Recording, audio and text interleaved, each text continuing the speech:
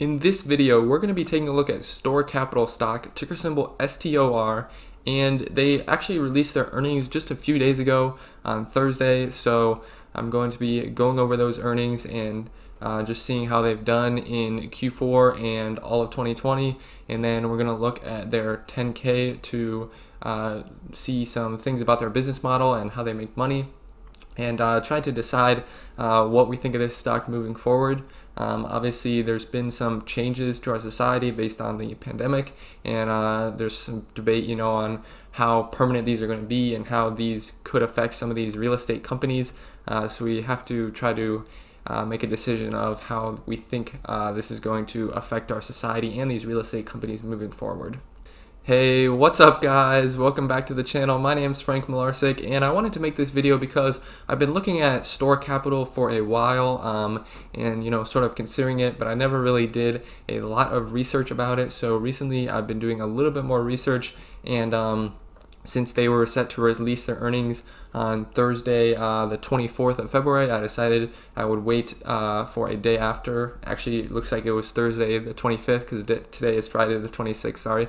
So I decided I would wait a day after and then make a video so I could talk about the earnings as well as sort of their general business model and the company as a whole. So first up, we're going to take a look at their 10K report, which is an annual report that they have to file every year to the SEC. And this one is actually from 2019, but we're just going to look at some of the general aspects of their company and sort of look at what exactly they do. So that shouldn't have changed much over the course of the year. So they haven't actually released the 2020 10K yet. So we're just going to be looking at this one, but it should have about the same info. So STOR Capital stands for Single Tenant Operational Real Estate. So that basically means that they're looking for,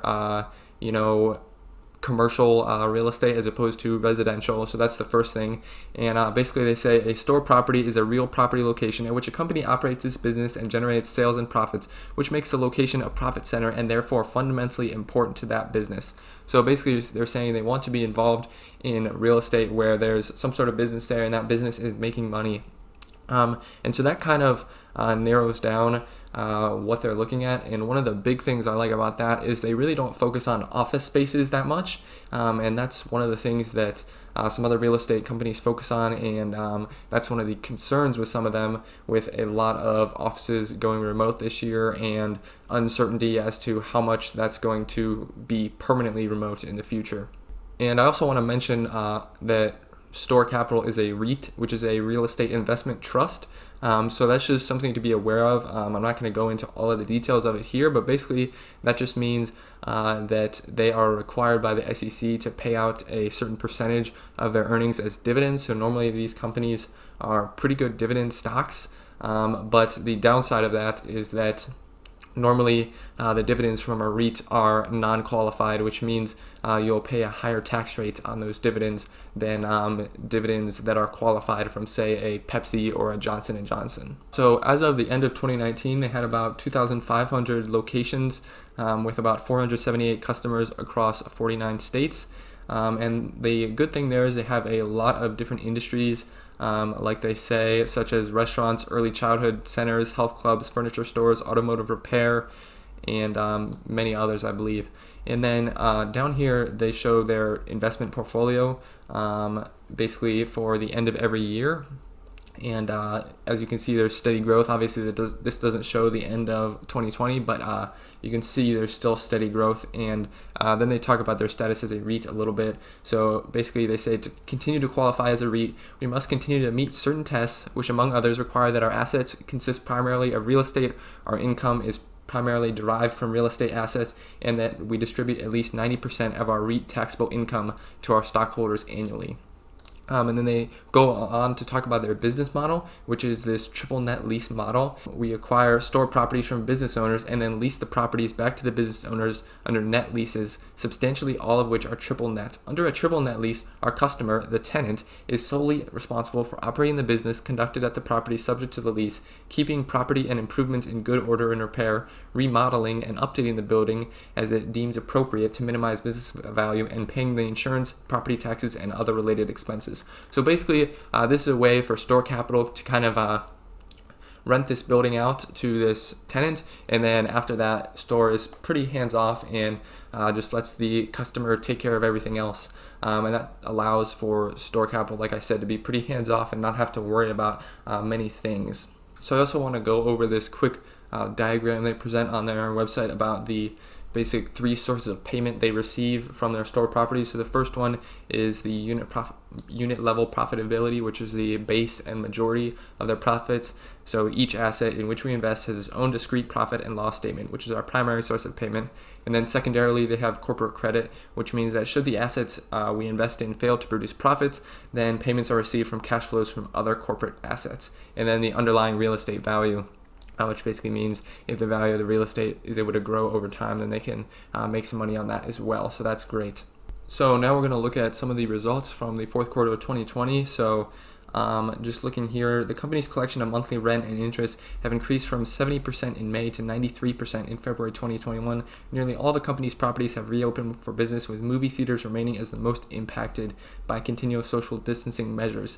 The company continues to closely monitor unpredictable factors that could impact its business going forward, including the duration of the pandemic, governmental business, and individual actions in response to the pandemic, including vaccination process, and the overall impact on broad economic activity. So their revenues for the fourth quarter were $172 million, which is a decrease of 0.3% from $173 million for the fourth quarter of 2019. And the total revenues for 2020 were $694 million, which is a 4.3% increase of $665 million for 2019. And then they say this increase was driven primarily by the growth in the size of our real estate investment portfolio, which grew from $8.8 billion in gross investment amount, representing 2,504 properties, to $9.6 billion in gross investment amount, representing 2,634 properties. So that's definitely good to see. And then they say partially offsetting the revenue increase generated by the growth in the company's portfolio was the impact of COVID-19. So basically, if COVID-19 had not happened, we would have seen an even larger increase in their revenues from 2019 to 2020. So that's encouraging to see. And then looking at net income, we had about 54 million or 21 cents per basic and diluted share for the fourth quarter of 2020, as compared to 59 million in 2019. So obviously that's a decrease of about 4%, I think. No, that's a little bit bigger, maybe about 8%. Sorry, I was just doing that on the top of my head, so forgive me. But if we're talking about net income still, they say net income for the fourth quarter of 2020 included an aggregate net gain on dispositions of real estate of 16 million, as compared to an aggregate net gain on dispositions of real estate of 11.7 million for 2019. So again, they are increasing their real estate portfolio, which is increasing the net income, and then they just had some troubles because of COVID-19 that brought them back a little bit. And then for the whole year of 2020, they had income of 212 million or 84 cents per basic and diluted share, which was a little bit lower than their 285 million from 2019. And they say net income included an aggregate net gain of 22.8 million on real estate, as compared to 84 million. So looks like their net income was definitely slowing down and actually decreased a little bit, but that's not the biggest deal.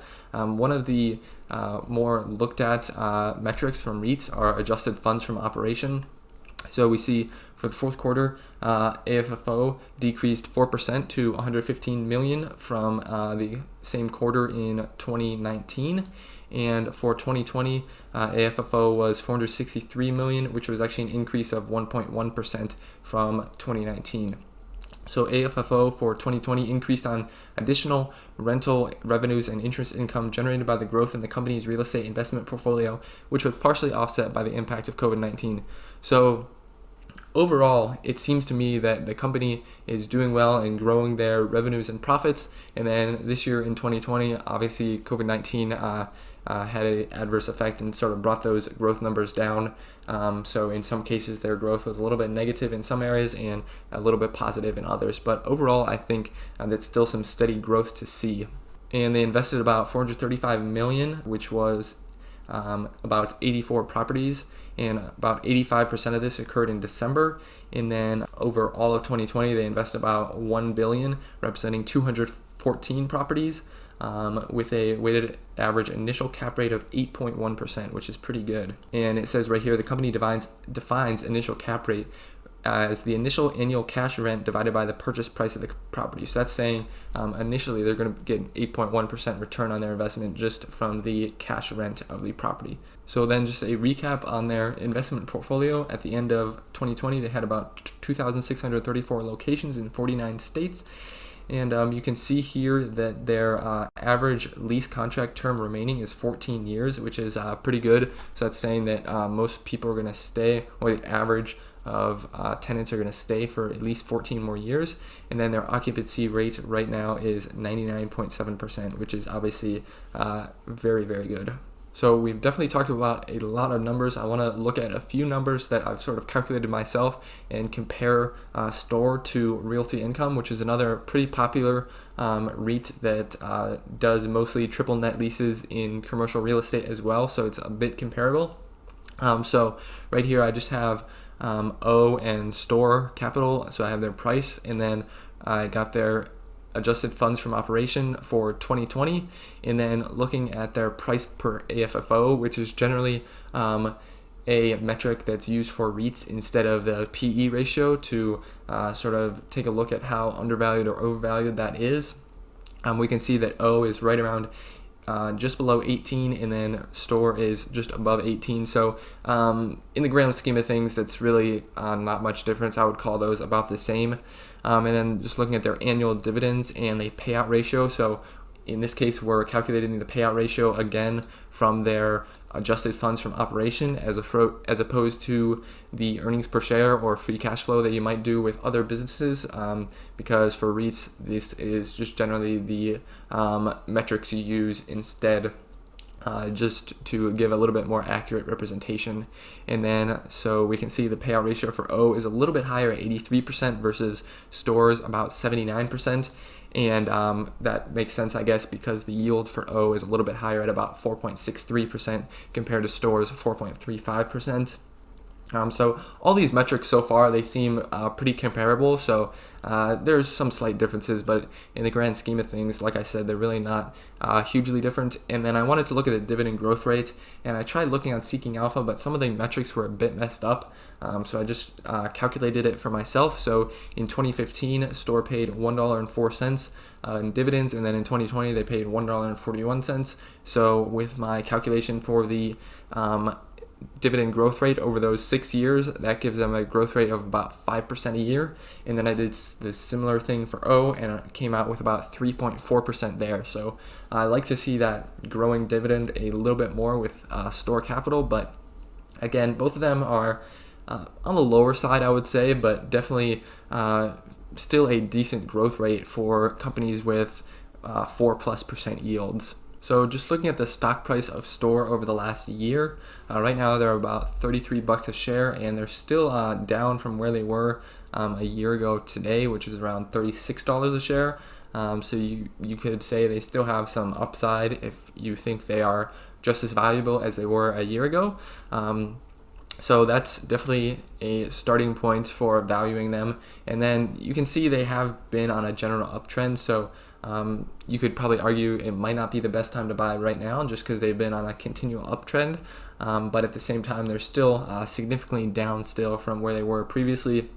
And like I said, that price per AFFO was around 18, which is not too bad considering how high the PE ratios are for some other companies. And one of the other things I want to point out is the market cap here is around $8.74 billion, which is actually lower than the total investment value or asset value of all their properties, which they mentioned and I mentioned in the Q4 earnings report. So I thought that's pretty interesting. It could definitely indicate that basically they're undervalued because the market, they have more assets basically than their market cap, so that could be a good sign. All right, so right now I don't own any STOR Capital, and actually the only REIT I do own is Realty Income. So if I were to buy Store Capital, I would probably do it in my Roth IRA, which is where I have O. So I really don't have any cash in my Roth IRA at this moment. I'll probably be adding some in the next few months. So I'm definitely considering STOR. I think they are a great company. And one of the other things that I really haven't mentioned is the management. So they have a lot of great management with a lot of great experience in real estate. And the CEO, Chris Volk, he's been basically with the company, obviously, since their founding in 2011. But he just has a lot of great things to say. He seems to engage with investors a lot and just be really open to talking with them and talking about their business. He seems really passionate and knowledgeable. And I just think his methodology and his business sense is super strong. I've listened to a few of the things he's had to say, and he just seems like a great guy. So obviously, I think I'm beginning to realize that management actually has a much bigger impact on a business than I previously thought. If you look at like Elon Musk, for example, if someone else was at the head of Tesla, I really don't think it would be anywhere near where it's at today. So obviously that's sort of an extreme example, but at the same time, for a business to be great, you need to have some great management. And I think Chris Volk is super awesome. So that is going to wrap it up for this brief analysis of STOR. I kind of threw a lot of numbers out there, but I just wanted to go over a lot of different things across STOR Capital, and specifically because some of the numbers you have to look at are a little bit different, like the AFFO and price per AFFO instead of PE. So I just thought those were important to talk about. So if you do have any thoughts on STOR, make sure to leave them in the comments below, and I'll leave some other videos up here for you guys to watch. They should be about here or maybe over there, maybe over here. I kind of forget where I put them, but I will talk to you guys in the next one.